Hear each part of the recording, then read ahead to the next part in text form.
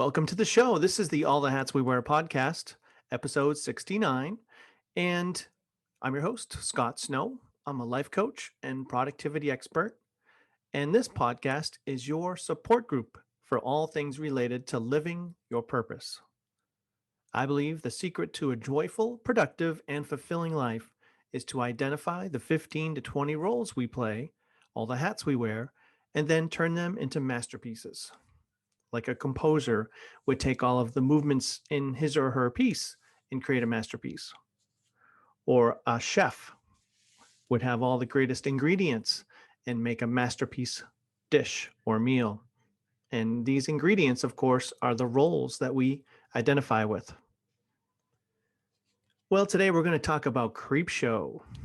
I don't know if you've ever seen the movie, but it's one of my favorites. It's fun. It's a horror movie that really kind of looks like a comic book when you watch the movie. So I'll have 5 great lessons that we learn from that movie about productivity and living your life purpose, believe it or not. We do things a little differently on this podcast. We like to be creative, or I like to be creative, and kind of stretch things out a little bit. So stay tuned for the end of the episode when we'll talk about Creepshow and all the lessons we can learn about the life purpose and productivity. First, I have a couple inspirational stories to share with you. I like to stay up with the news and share that with you. Oh, there is big news here. As you can see in my office, I set up the drum set right in my office because I really wanted to have that creativity right next to me. And I've been doing some drumming in some of my posts for other social media, and it's fun. It gives you a little spark of creativity. And I think this is part of, I'm 69 episodes into this podcast, but I'm still learning to share my unique gifts and my personality with you. So it's been quite a journey. So the first story I want to share with you is about James Hetfield. He's the guitarist and singer from Metallica. And I don't know if you're a Metallica fan, but I'm a huge Metallica fan from way back. I saw them in high school at their Master of Puppets tour with Ozzy Osbourne. So I was watching some YouTube videos with James Hetfield interviews. He was talking about his struggles with substance abuse, and he said some really profound things, and I really got a lot out of it. He was talking about how in addiction, you really need to identify and embrace all those parts of your personality that you don't really want to, that they're there, but they're not going anywhere. And you have to just kind of make peace with them. So, and I thought that was so true.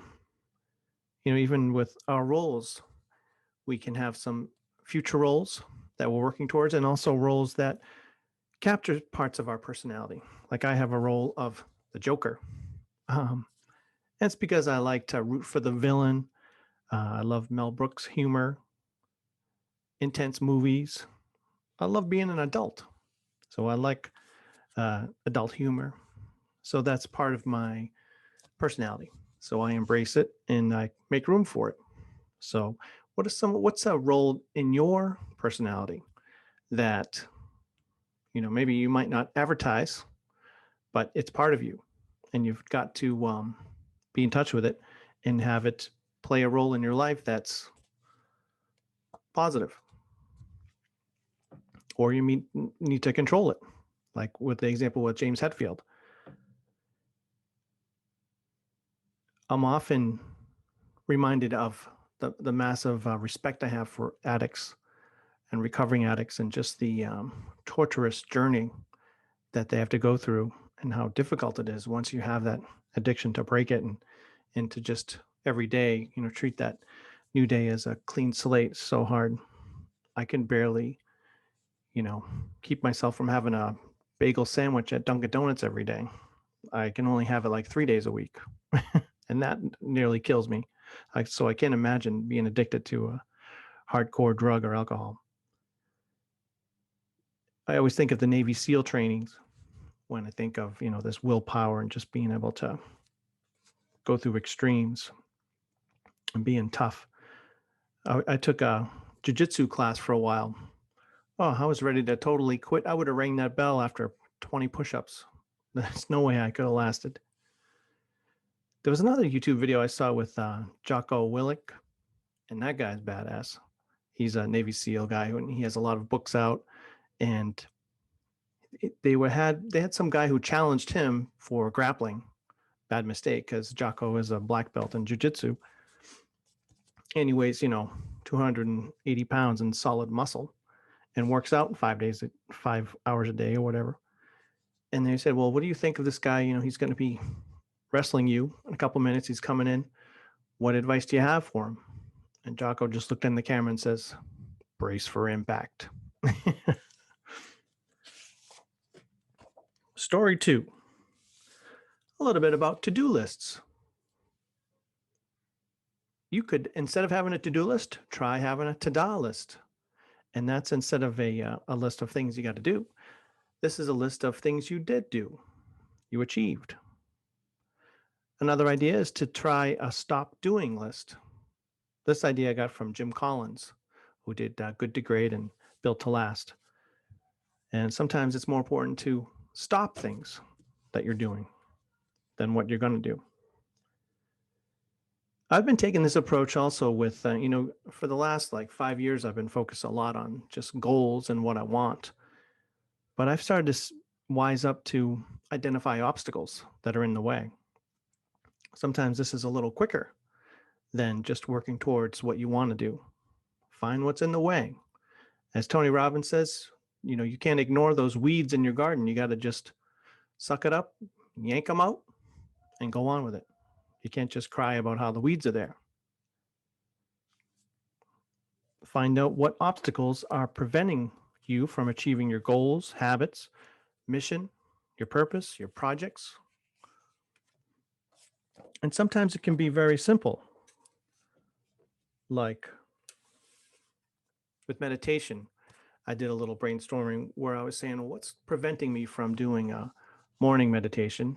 In transcendental meditation, you're supposed to do one first in the morning and also one at the end of the day. And I do great with doing the afternoon one, but not the morning. So I said, what's preventing me?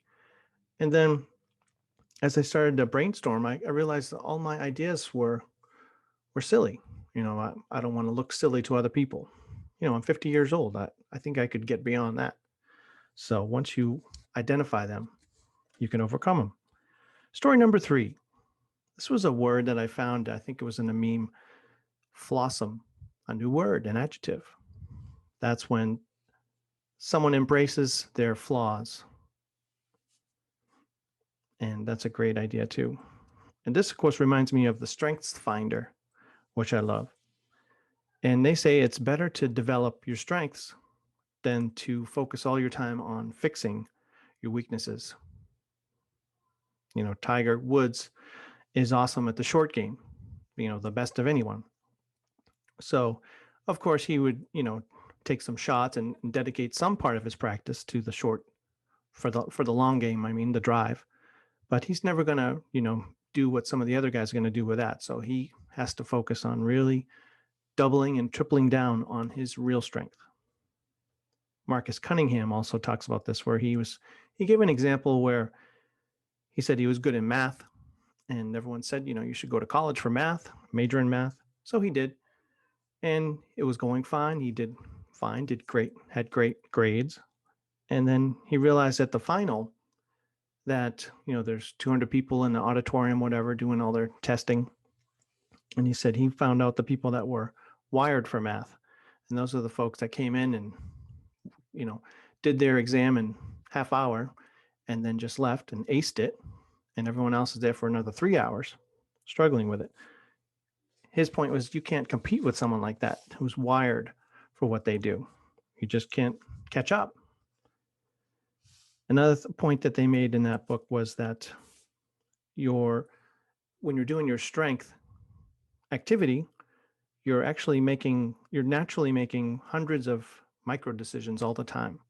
If you excel at sales, then the way you use your voice, the pacing, the reading, the prospect, all comes super fast.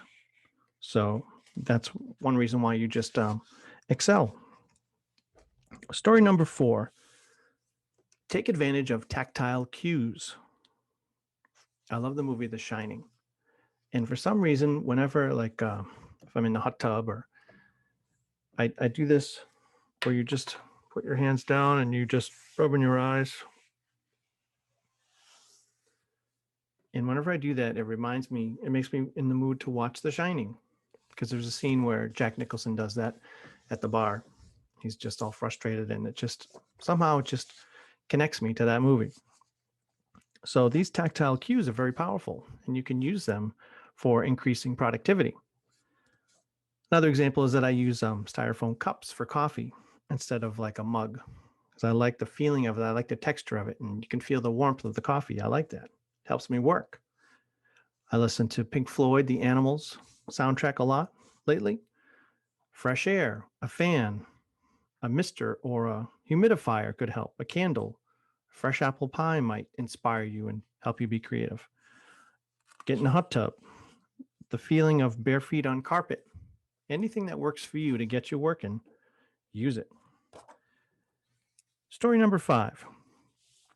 This is a guy who's in jail, Alexei Navalny in Russia, and he's the Russian opposition leader. He's against Putin.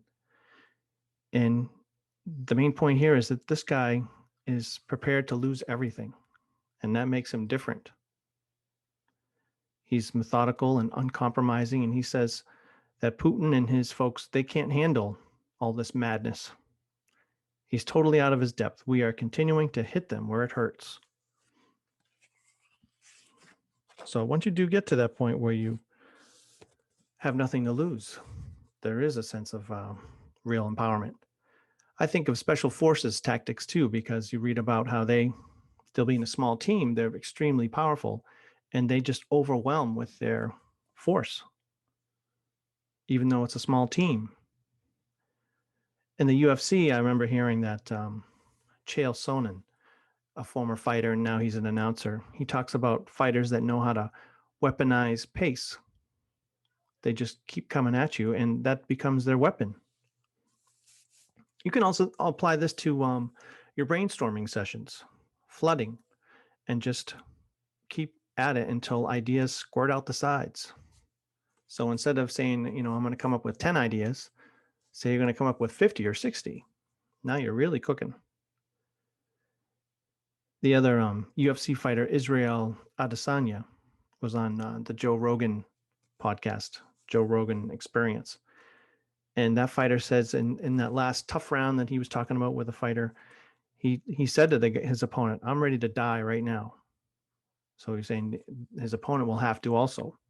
You're going to have to give up something to beat me today, right now, because I'm ready. I'm prepared to die. That's a different level. As a less intense example, I used to work with adults with disabilities, and there was a guy who I really enjoyed, Francisco, and he was a really fun guy, sweetheart of a guy. He had Down syndrome, and he was a real personality. So we were helping him work. I think it was a food share. So he was helping, and usually the director would give everybody, a snack after in the middle of the work session. And the lady gave, Francisco a snack, and was kind of waiting for him to say thank you. And he said it very quietly, thank you. And the leader says, "Oh, I didn't hear you. Thank you." A little bit louder. And then, "Oh, I still can't hear you." And the guy immediately goes, "Come on." So at that point, he really had nothing to lose. He was done with being nice. Story number 6, the great Leon Spinks. We lost him, the great boxer. He beat Muhammad Ali for the heavyweight championship in 1978. Pretty amazing. And it came from very poor setting, a poor setting in childhood. So he beat Ali, and then afterwards, they were saying, "Well, I guess you're the next person." And Spinks was nice. He said, "Ali's the greatest. I'm just the latest." And I guess he spent most of his winnings in a single day, he bought 2 Cadillacs, a Lincoln Continental, 2 houses, and a lot of expensive jewelry. He was a really colorful, crazy guy. He once got robbed of his $44,000 mink coat and his false teeth. So we lost good old Leon. Story 7, consider planning for the weekend more intensely. Like we always think Sunday night, you got to get ready for the work week. But I say what I've been doing is taking a close look at the weekend. Now, of course, you want to have fun. You want to be with your family and your friends and in the moment. Not saying any of that should go away. But you can also consider, do we have the gaps in the weekend? I always hear radio announcers and DJs that, oh, you're just working for the weekend, like, oh, Friday's coming up, and I never understood that. It seems like such a drag. Like if that's what you're doing is just waiting for that Friday night when you can really have fun. As Gary Vee says, if you're completely focused on the weekend, your shit's broken. And I agree with that. Carry over your purpose, your habits, your routines, your project management work into the weekend. Of course, you rest too, and you're in the moment. I'm not saying take any of that away. Plan you're going to have bacon and waffles on the Sunday morning. That's a nice routine. Find the cracks in the weekend. Once we vacationed with another family, and I read 4 books that week. And all that time waiting for people to get ready and waiting for people to decide what we're going to do, I just had my book there. Story number 8. Tiger Woods gave some advice I thought was really good. They asked him, what does he think about when he's putting or when he's taking a shot? He says that he actually looks at the outlay of the shot and then he takes a picture in his mind of the shot. Then he gets ready, prepared, and addresses the ball. He takes another picture mentally. Then he plays to the picture, not to what's in front of him, to that picture that he's already done. I think that's so profound. So make it simple if you want to execute at your best. All right, let's get to Creepshow. I love taking a movie and seeing what lessons I can connect. It makes it kind of fun. So Creepshow has 5 different stories in it. And the first one is called Happy Father's Day. This one makes me think of big goals because this guy, he died, the father, but he wanted to come back so much for his birthday cake. He didn't get his Father's Day cake, and that was his whole mission. So he actually comes back from the dead to get his Father's Day. So I say the 2 types of big goals are the visionary goal, and that's really something you can't quantify, but it's very inspirational. So that's why I like to have it as one of the goal types. There are 4 types of goals. An example might be, I'm a world-class problem solver, or I'm a visionary. So these are great goals to have. And another one is the sky's the limit goal. That might be like Steve Jobs saying, I want to ding the universe, or JFK's, we're going to bring someone to the moon and safely back within a certain amount of time. Episode 2 starred Stephen King, The Lonesome Death of Geordie Verrill. This is about a guy who he's a lonesome farmer, poor and doesn't seem too educated, simple guy, and he turns into a plant. So I think of this as being the simple things, create moments that you can look forward to each day. If you want to be happy, make the rules simple. This guy liked his overalls and he liked to be a simple farmer. He liked watching the WWF wrestling and he had his Ripple, bottle of Ripple there. I still don't know what Ripple is, but. So examples might be reading the paper with your iced coffee or with an oatmeal and cinnamon toast, having a routine of watching a bad movie when your work is done as a reward at the end of the night, like I do. Maybe listening to 80s music during the shower and Sirius satellite radio, of course. Take 15 minutes to type a few paragraphs for your journal each night. So what are some of your simple pleasures? Now, segment 3 of that movie was called Something to Tide You Over. And this one is with Leslie Nielsen and Ted Danson, a love triangle type of crime. In this, I got the idea that Leslie Nielsen was the bad guy, and he says he he's sane and everything except for when something is taken away from him. Then he's not sane at all. So the lesson here is guard your time carefully. One exercise to do is time all of your actions in a typical day. See how long everything is taking you. Find the cracks in the day. Chip away at those actions while waiting. Most humans are extremely inefficient with their time, and you can get a lot done if you stay focused and you have a vision and written goals. Now, segment number 4 of that movie was called The Crate. And that, of course, is some hidden crate that's in the basement of a college, and it's all chained up, and there's a monster in there. So what's inside of you that's hidden, that needs to come out? What part of you is chained up like that thing in the crate? One for me is this idea. I always have this idea of starting a soup kitchen type of cafeteria style restaurant chain, like a nonprofit restaurant chain, and just have a couple entrees, a couple soups, and just simple, almost like, my area hospital. I go there to eat once in a while, and it's so inexpensive. It's like $3.40 to get a full breakfast. I think that would be so great. Or maybe have it like potluck style where people bring, or have a guest chef, and just make it more simple.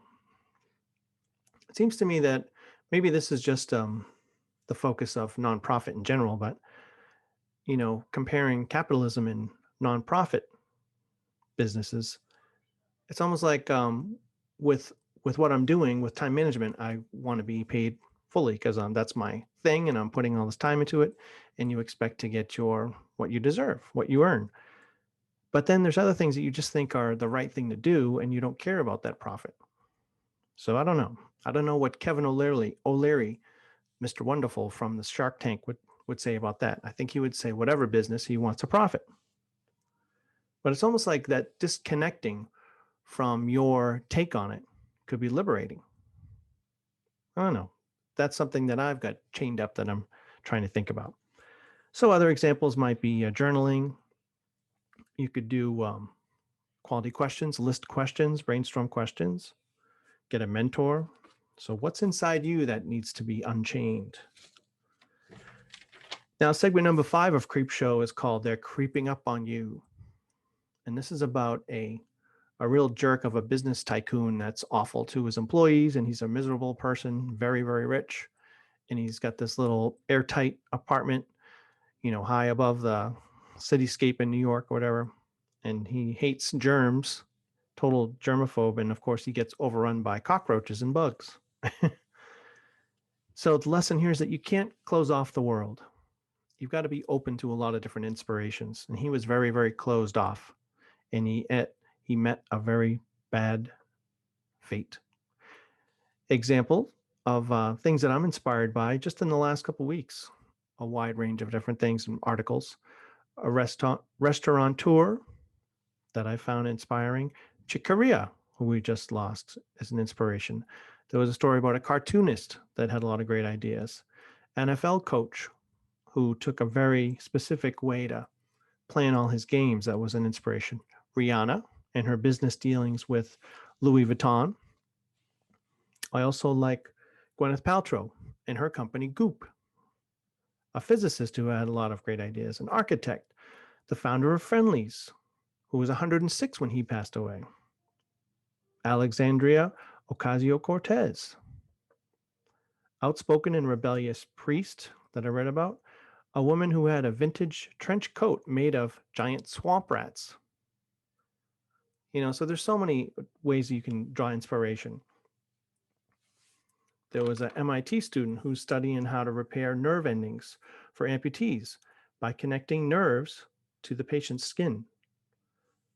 So what are some of the inspirations that you have that aren't related to your profession? Those can be the most powerful. Well, we covered a lot here today. I'd like to end with a little quote from the great, wise master, the Hulkster, Hulk Hogan. And he said, "You're in the zone when your giving and receiving are in balance." Love this quote. You're in the zone when your giving and receiving are in balance. I really love that quote. It makes a lot of sense too. You've got to give and you got to receive. So if you want some more information on what I do, check out the website, allthehatswewear.com. I hope you subscribe. I also have a TikTok and YouTube, Instagram, having fun with all that, Twitter. So check out the website and you can friend me, you can follow me and say hi.